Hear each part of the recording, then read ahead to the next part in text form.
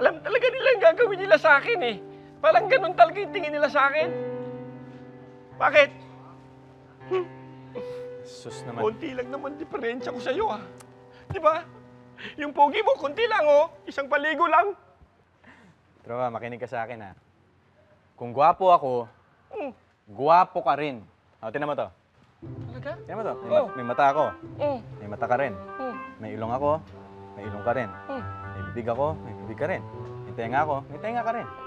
Lahat ng meron ako, meron ka. Anong nilamang ko dun? Yun na nga eh. Lahat ng meron ka, meron din ako. May mata, may ilong, may bibig, may tenga. Lahat. Oh. Pero yung sa akin, parang ang gulo ng pagkakalagay.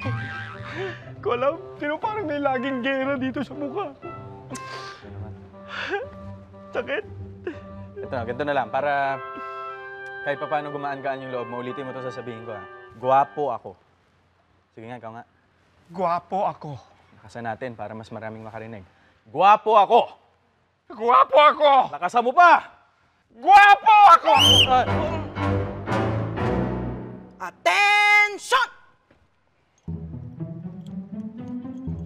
Bugay kamay na!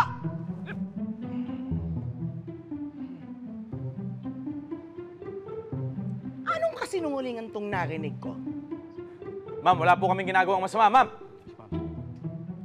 Che, kanina lang narinig ko.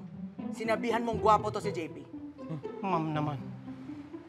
Magtapatan na kasi tayo, JP. Alam mo naman ang totoo sa sarili mo, di ba?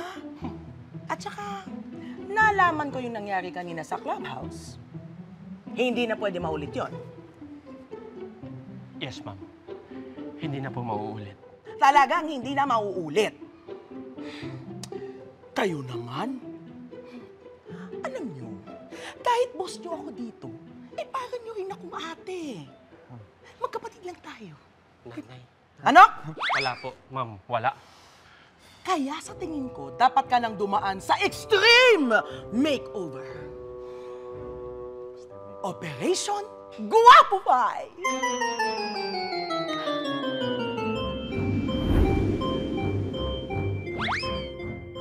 Dahil nga po sa kagustuhan naming tulungan si JP, sinimulan namin ang pagme-makeover sa kanya.